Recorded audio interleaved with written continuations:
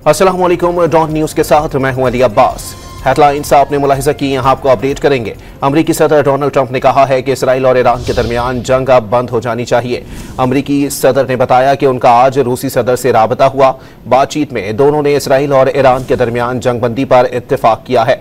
अमरीकी सदर Donald Trump ने कहा है कि इसराइल और ईरान के दरमियान जंग अब बंद हो जानी चाहिए। अमरीकी सदर ने बताया कि उनका आज रूसी सदर व्लादिमीर पुतिन से राबता हुआ।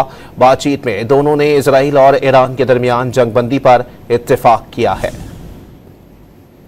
आपको बताएं कि अमरीकी सदर डोनाल्ड ट्रंप ने कहा है कि इसराइल और ईरान के दरमियान जंग अब बंद हो जानी चाहिए। अमरीकी सदर ने बताया कि उनका आज रूसी सदर व्लादिमीर पुतिन से राबता हुआ है।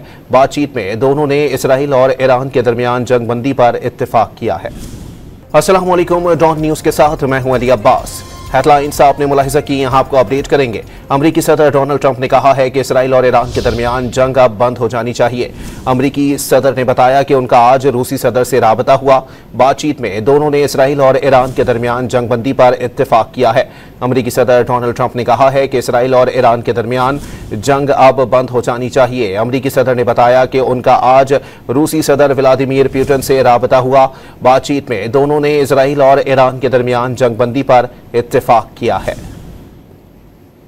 आपको बताएं कि अमरीकी सदर डोनाल्ड ट्रंप ने कहा है कि इसराइल और ईरान के दरमियान जंग अब बंद हो जानी चाहिए।